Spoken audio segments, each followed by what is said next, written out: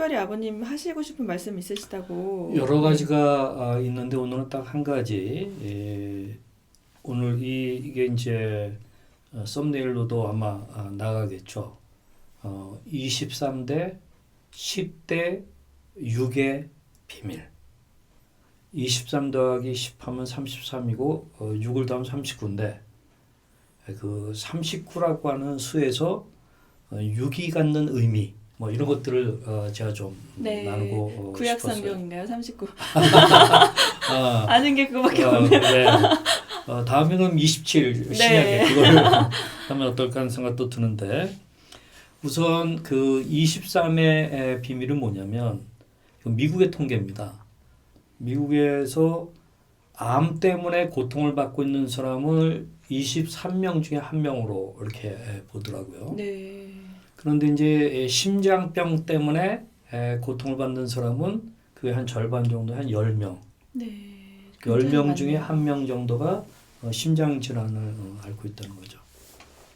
근데 정신질환과 관련해 가지고 고통받고 있는 사람이 그 마지막에 6이라고 하는 숫자의 그 비밀의 답입니다. 네. 그러니까 6명 중에 한 명이 네. 정말 많네요. 정말 네, 많잖아요. 네. 그렇죠?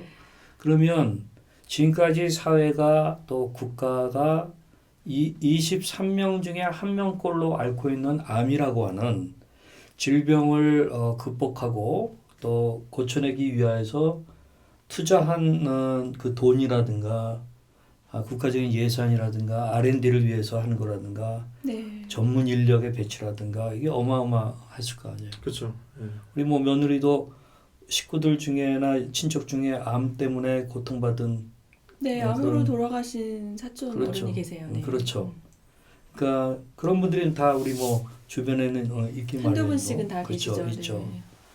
네. 그리고 심장병도 마찬가지거든요. 네. 10명 중에 한 명을 위해서 우리 뭐 심폐소생술 같은 거 교사니 뭐 웬만한 사람들 다 직장에서도 배워서 또 갑자기 이 심장 충격이 있어 쓰러진다.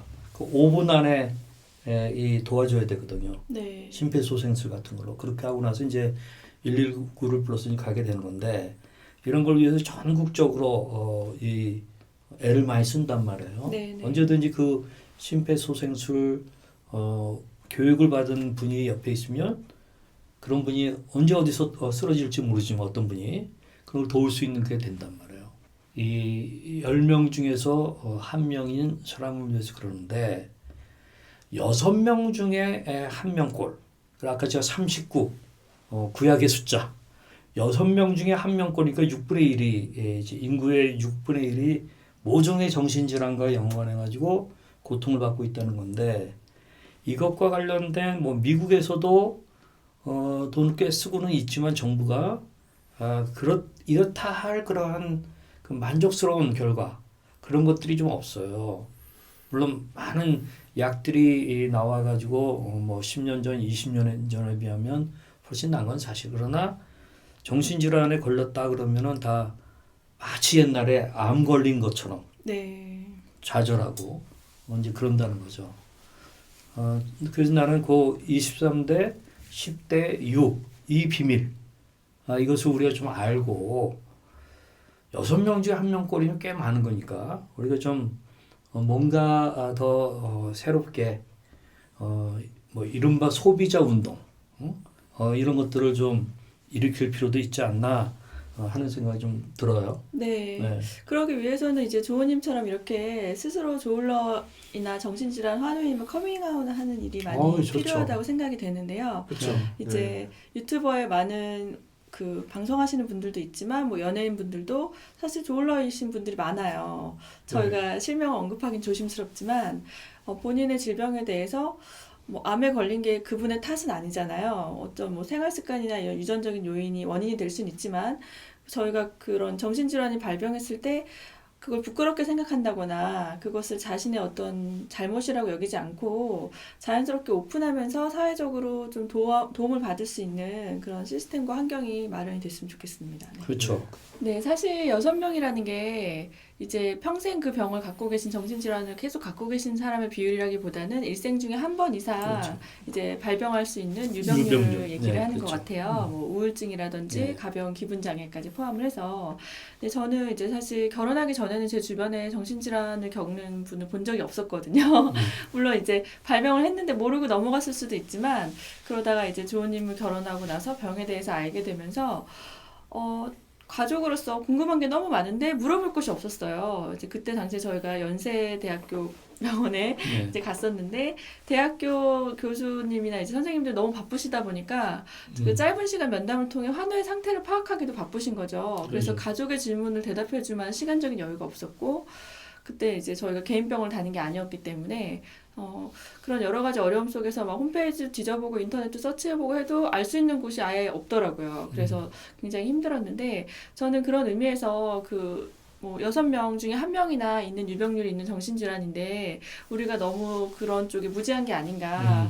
그래서 국가적으로 가족들을 좀 서브해줄 수 있는 뭐 하다못해 책자라도 좀 나왔으면 좋겠다. 저희가 아까 언급하신 뭐 심폐소생술을 응급처치 기술을 학교에서 가르치듯이 이런 정신질환에 대한 이해와 왜 생기는지 아니면 어떻게 대처해야 되는지에 대한 응급소생 그런 교육이 좀 필요하지 않나라는 생각을 했습니다. 네. 맞아요. 사실 여기에 대한 무지가 전문가들조차도 그래요. 그러니까 의료적 접근 외에 회복의 과정을 돕는 그 접근이 또 하나 중요한 영역이 있는데 네. 이 부분에 대해서 전문 의사들이나 간호사들이 너무 몰라요. 어떻게 하냐? 제가 아주 우리나라에서 최고의 그 의료 전문 기관의 아주 유명한 조울증 의사인데 동료 지원가라는 말을 모르더라고요. 네. 이게 현실이에요. 의사인데 동료 지원가, 그라고 하는 그 개념이 없어요. 이게 현실이에요. 네, 그래서 이렇게 그 재활이 굉장히 중요한데 그런 재활 시스템이 잘 갖추어지지 않은 그런 한국의 현실이 좀 안타깝고 또 이런 재활 서비스가 잘 돼 있지 않기 때문에 병원에 입원했다가 집에 퇴원했다가 또 안 좋아지면 다시 병원을 가고 이런 악순환이 계속 순환되지 않나. 그러나 우리 이 정신질환자나 가족들이나 여러 사회의 약자들이 이거에 대해서 자각해야 돼요.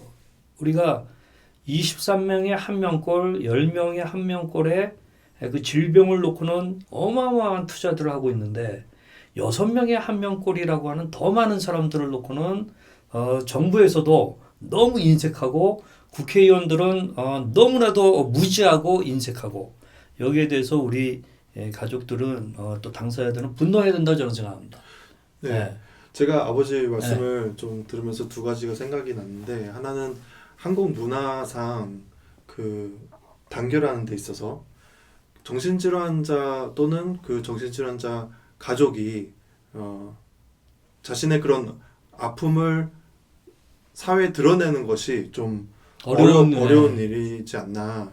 그 낙인 의식이 있죠. 그쵸. 네. 낙인 네, 받는. 정신질환자란 낙인이 찍히는 것을 좀 두려워하는. 그 점에 있어서 우리가 좀 창의적이고 예술적일 필요도 있어요. 우리가 복면가왕이라고 하는 그런 그 프로그램 있잖아요. 왜 우리 선글라스 끼고 왜 못합니까? 왜 가면 쓰고 못 나갑니까? 얼마든지 재미있는 형태로 그런 것들을 할 수 있는 거거든요. 근데 나는 사실 지금은 정치 영역을 지금 얘기하고 싶지는 않아요. 더 개개인의 가정의 역할을 얘기하고 싶은데 내가 하는 얘기는 우리 닥터 다니엘 피셔라고 하는 그 미국의 유명한 정신과 의사입니다. 이분은 자기가 이 생화학 쪽의 PhD를 20대 중반에 받고 나서 조현병이 걸렸어요. 3번 정도 정신병원에 입원하면서 이 정신과 의료 시스템의 문제점을 느낀 거예요. 그리고 본인이 하버드대에 가가지고 정신과 의사가 됐어요. 그러면서 한 20-30년 정도를 이 회복이라고 하는 영역에 대해서 사람들로 하여금 눈뜨게 하고 여러 가지 일들을 했는데 나중에는 그분이 백악관의 정신건강위원회의 위원이 됐어요.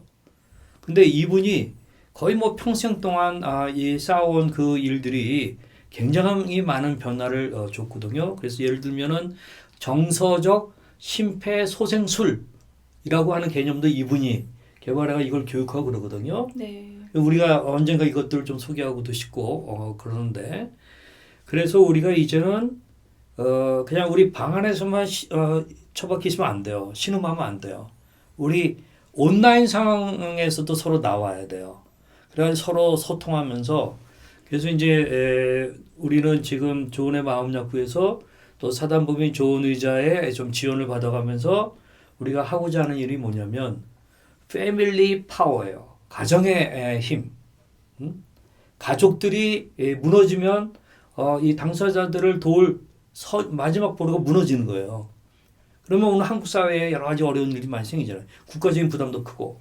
그렇기 때문에 가족이 우리가 좀 일어나야 되는데 또 힘을 합치고 전문적이고 또 재미있고 스마트하게 해야 됩니다. 우리 돌 던지면서 하자는 얘기 아니에요. 아주 스마트하게 재미있게 할 수 있는 방법이 이제는 온라인에서 가능해요. 그렇기 때문에 이번 코로나19 상황에서 비대면 소통에 대한 것이 확산이 됐어요. 그래서 예를 들면 줌이라고 하는 그 플랫폼을 통해 가지고 우리가 이제 한 달에 한 번 정도 내지 두 번 정도를 패밀리 파워 정모 또는 소사이어티 구축 이것을 이제는 좀 해야 우리 구독자 3,000명에 대한 보응이 아닌가 저는 그렇게 생각하고 더 많은 사람들이 연대의 길을 걸어갈 수 있지 않을까 그런 생각을 갖습니다.